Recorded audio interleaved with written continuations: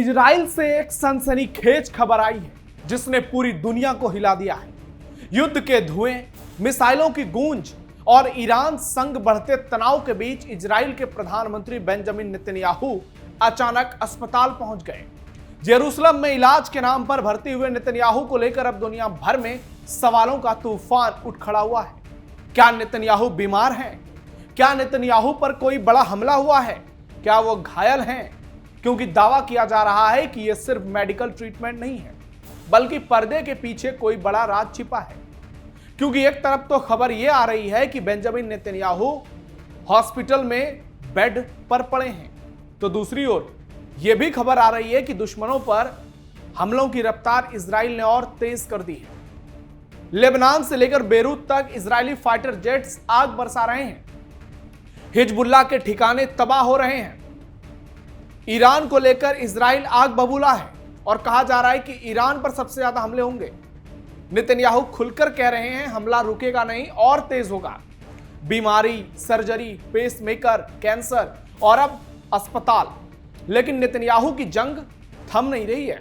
सवाल यह है कि इजराइल का सबसे बड़ा चेहरा अब भी पूरी ताकत से युद्ध की कमान संभाले हुए है या फिर मिडिल ईस्ट में कुछ बहुत बड़ा होने वाला है। अस्पताल के भीतर इलाज जारी है और बाहर युद्ध की आग धधक रही है। नमस्कार, कैपिटल टीवी देख रहे हैं आप। मैं हूं नवेंदु और आज के इस वीडियो में आपको बताऊंगा बेंजामिन नेतन्याहू को लेकर लेटेस्ट जानकारी क्या है। इजराइल से आई सनसनीखेज खबर, अस्पताल में भर्ती बेंजामिन नेतन्याहू, दुश्मनों पर आग बबूला इजराइल, मिडिल ईस्ट में कुछ बड़ा होने वाला है। ईरान से बातचीत के बीच इजराइल के पीएम बेंजामिन नेतन्याहू हॉस्पिटल में भर्ती हुए हैं। इजरायली पीएमओ के मुताबिक डेंटल कारण से भर्ती कराया गया। टाइम्स ऑफ इजराइल की रिपोर्ट के मुताबिक प्रधानमंत्री कार्यालय ने बयान जारी कर बताया कि नेतन्याहू को हदासा एन केरेम मेडिकल सेंटर ले जाया गया, जहां उनका दांत से जुड़ा इलाज चल रहा है। हालांकि इलाज किस प्रकार का है, इसकी पूरी जानकारी अभी सार्वजनिक नहीं की गई है। प्रधानमंत्री कार्यालय ने बताया है कि नेतन्याहू की हालत फिलहाल ठीक है और डॉक्टर उनकी निगरानी कर रहे हैं। 76 साल के बेंजामिन नेतन्याहू का स्वास्थ्य पिछले कुछ समय से चर्चा में रहा है। पिछले महीने उन्होंने एक लंबी सोशल मीडिया पोस्ट के जरिए बताया था कि उनके प्रोस्टेट में एक घातक ट्यूमर पाया गया था। उन्होंने कहा था कि इसका सफलतापूर्वक रेडिएशन ट्रीटमेंट किया गया। नेतन्याहू ने यह भी दावा किया था कि उन्होंने ये जानकारी पहले सार्वजनिक नहीं की क्योंकि उस वक्त ईरान के साथ तनाव और युद्ध जैसे हालात थे। उनके मुताबिक दुश्मन देश इस जानकारी का गलत इस्तेमाल कर सकते थे और गलत फायदा भी उठा सकते थे। इसके बाद उन्होंने अपनी हेल्थ रिपोर्ट भी जारी की थी। साथ ही कैंसर की जांच और इलाज से जुड़ा एक अलग डॉक्यूमेंट भी पब्लिक किया गया था। बेंजामिन नेतन्याहू लगातार करवा रहे अपना इलाज। बीते कुछ सालों में नेतन्याहू कई बार अलग अलग हेल्थ इशू के कारण हॉस्पिटल पहुंचे हैं, एडमिट हुए हैं, इलाज उनका हुआ है। जुलाई 2023 में उन्होंने पेसमेकर लगवाया था। इसके बाद मार्च 2024 में उनकी हॉर्निया की सर्जरी हुई थी। दिसंबर 2024 में उनकी प्रोस्टेट ग्लैंड निकालने की सर्जरी भी की गई थी। उन्हें जुलाई 2023 में हॉस्पिटल में भर्ती कराया गया था। तब शुरुआती रिपोर्ट में दावा किया गया था कि रमात गान के शिवा मेडिकल सेंटर में उन्हें शरीर में पानी की कमी की वजह से निगरानी में रखा गया। हालांकि बाद में हॉस्पिटल से स्पष्ट किया गया था कि उनके शरीर में त्वचा के नीचे एक हृदय मॉनिटर लगाया गया था। पिछले महीने नेतन्याहू ने सोशल मीडिया पर एक लंबा चौड़ा पोस्ट किया था जिसमें उन्होंने लिखा था कि उन्होंने हदासा हॉस्पिटल में प्रोस्टेट में पाए गए घातक ट्यूमर के लिए सफल रेडिएशन थेरेपी कराई। हालांकि उन्होंने बीमारी का पता चलने, इलाज शुरू होने और खत्म होने की तारीखों का खुलासा नहीं किया। नेतन्याहू ने दावा किया था कि हालिया युद्ध के दौरान ईरान इस जानकारी का इस्तेमाल इजराइल के खिलाफ प्रचार के लिए कर सकता था, इसलिए इसे सार्वजनिक नहीं किया गया। उनकी घोषणा के साथ वार्षिक स्वास्थ्य रिपोर्ट और कैंसर उपचार से जुड़ा एक एक्स्ट्रा डॉक्यूमेंट भी जारी किया गया, लेकिन उसमें बेहद लिमिटेड जानकारी थी। रिपोर्ट में केवल 5 शॉर्ट पॉइंट थे और यह भी स्पष्ट नहीं किया गया था कि वो किस साल की मेडिकल रिपोर्ट। डॉक्यूमेंट्स पर हॉस्पिटल का लोगो या ऑफिशियल मेडिकल प्रमाण भी नहीं था। नेतन्याहू की स्वास्थ्य समस्याओं का सिलसिला पिछले कुछ सालों से जारी है। जुलाई 2023 में उनके शरीर में पेसमेकर लगाया गया था, यह आपको मैंने बताया, और मार्च 2024 में उनकी हॉर्निया की सर्जरी भी हुई थी। दिसंबर 2024 में प्रोस्टेट हटाने की सर्जरी कराई गई थी। यानी नेतन्याहू लगातार स्वास्थ्य कारणों से जूझ रहे हैं। प्रोस्टेट हटाने की सर्जरी कराई गई थी पेसमेकर लगाए जाने के समय में शुरुआत में कहा गया कि वो डिहाइड्रेशन की निगरानी के लिए हॉस्पिटल में भर्ती हुए थे, लेकिन बाद में यह खुलासा हुआ था कि उनके शरीर में हार्ट मॉनिटर भी लगाया गया था। एक सप्ताह बाद डॉक्टरों ने माना कि ईसीजी टेस्ट में कुछ अनियमितताएं मिली। हालांकि उन्होंने सार्वजनिक रूप से यह भी कहा था कि प्रधानमंत्री का दिल पूरी तरह से सामान्य है, लेकिन कई सवाल खड़े हुए। दुश्मनों पर नहीं थम रहा इजराइल का हमला।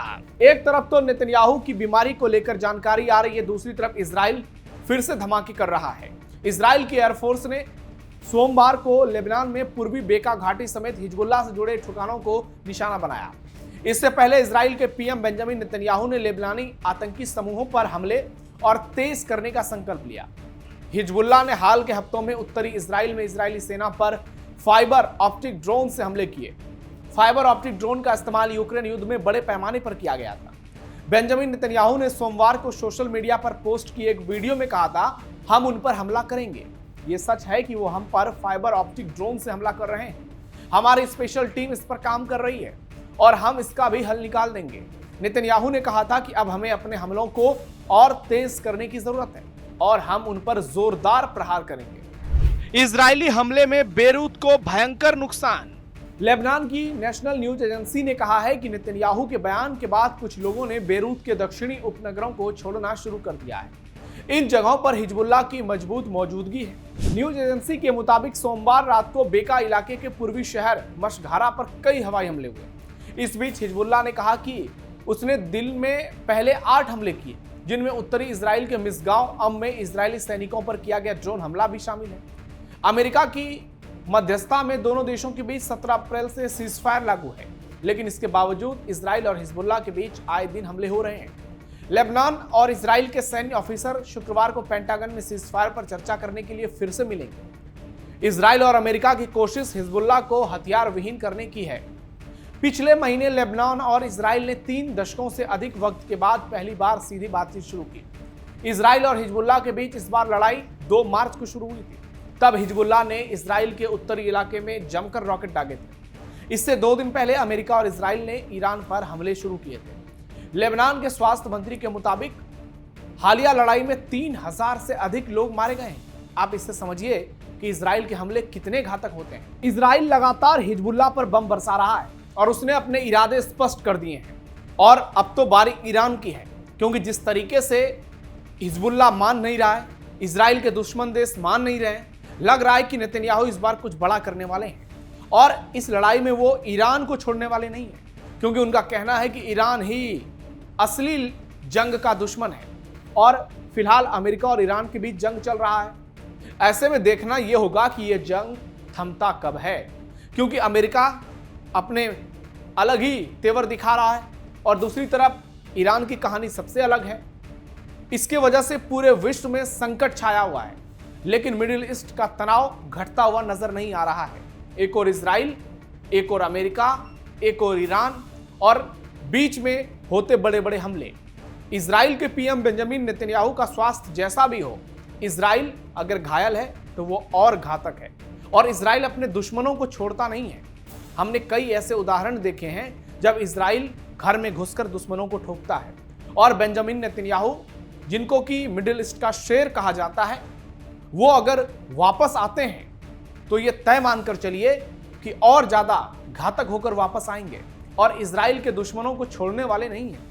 जिस तरीके से पीएमओ ने उनके स्वास्थ्य को लेकर बयान जारी किया है, उसके बाद से इजराइल में सन्नाटा पसरा हुआ है। नेतन्याहू के समर्थक, उनको लग रहा है कि कहीं कुछ बुरा तो नहीं हुआ है, कहीं मिडिल ईस्ट से कोई बड़ी खबर तो नहीं आने वाली है जो इजराइल से बाहर इजराइल के लोग हैं।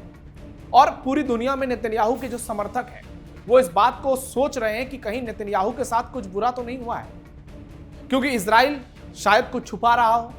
लेकिन अगर सब कुछ ठीक है, फिर इतना तो तय है कि अगर नेतन्याहू लौटेंगे तो अलग अंदाज में लौटेंगे और जिस अंदाज के लिए वो जाने जाते हैं, उनका अंदाज अब और ज्यादा आक्रामक होने वाला है और ये इजराइल के आसपास के जितने उसके दुश्मन देश हैं उस पर वो आग की तरह बरसने वाले हैं।